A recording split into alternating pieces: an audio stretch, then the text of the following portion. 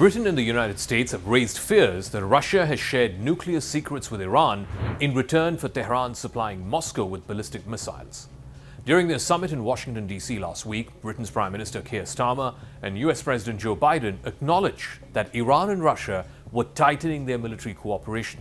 This was at a time when Iran is in the process of enriching enough uranium to complete its long-held goal to build a nuclear bomb.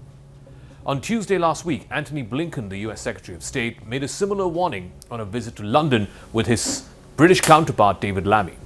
For its part, he said, Russia is sharing technology which Iran seeks. This is a two-way street, including on nuclear issues. Britain, France and Germany then jointly warned last week that Iran's stockpile of highly enriched uranium had continued to grow significantly without any credible justification. They also added that Iran had accumulated 4 significant quantities that each could be used to make a nuclear bomb. So on CRUX Decode, why would Russia be happy with a nuclear Iran? After all, a nuclear Iran would destabilize the Middle East. It's a place where Russia has huge stakes, particularly in Syria. Are Russia and Iran engaging in a trade-off where Iran supplies Russia with drones and missiles to bomb Ukraine, and in return, Russia gives Tehran nuclear expertise to help build a bomb?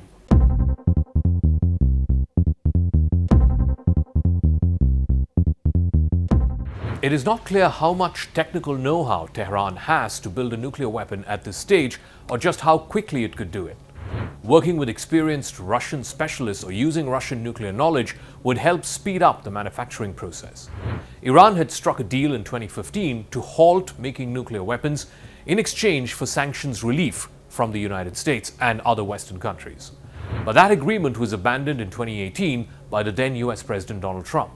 Iran responded by breaching the agreed limits on the amount of enriched uranium it could process.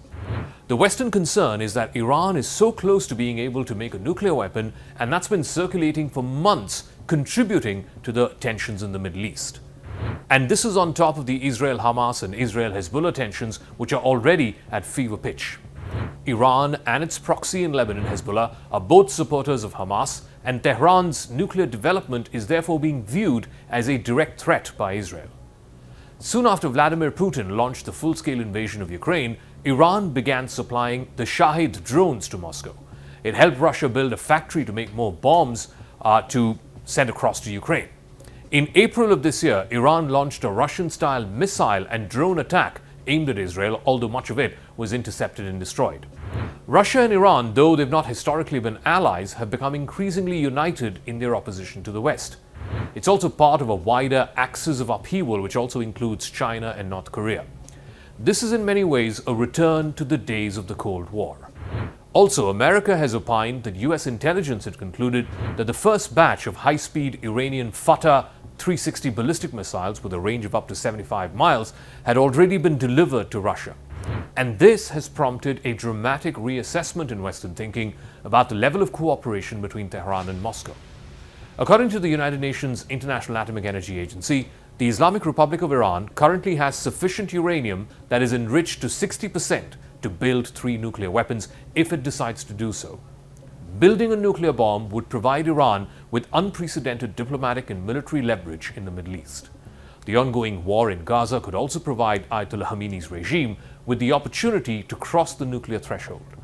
The Iranian leadership perceives this war as stretching Israeli military resources to the limit, while US diplomatic focus and military resources are being stretched thin in fighting the Houthis in Yemen and, of course, Iran's proxies in Syria and in Iraq.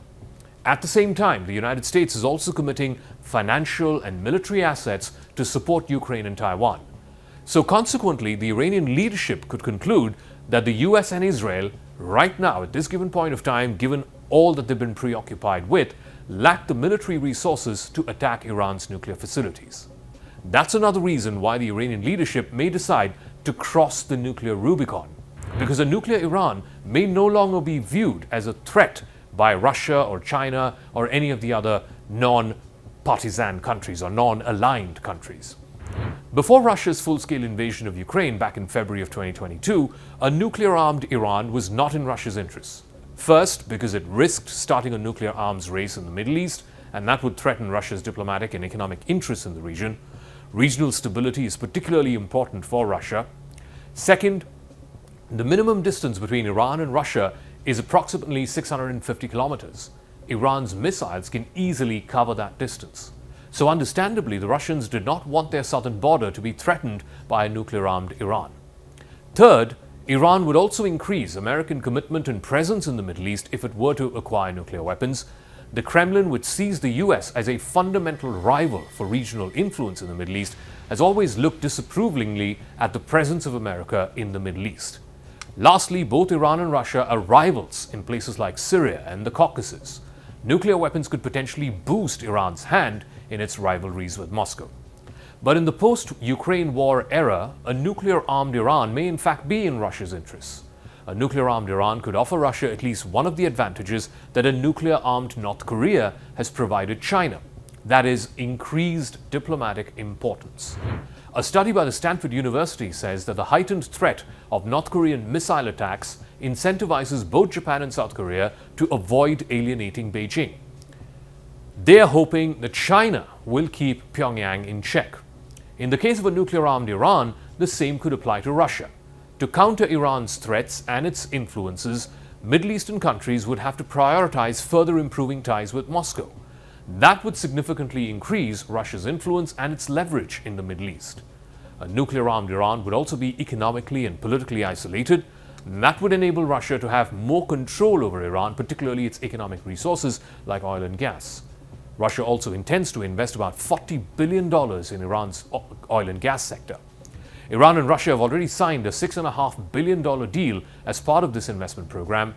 Despite becoming a nuclear-armed state, Iran would still be dependent on Russia diplomatically and politically. As a nuclear-armed Iran is likely to incur the diplomatic and economic wrath of the United States and its Western partners, having close ties with Moscow will remain a crucial interest for the Iranian leadership. In fact, relations could become even closer. Because of Iran's crucial military support to Russia, post-war Ukraine will be against the Iranian regime. Kyiv could likely turn into a center for forces that are aligned against the Iranian regime. And to counter this, the Iranian regime, particularly its intelligence apparatus, would need help from Russia for intelligence gathering and to spy on what's happening in Ukraine.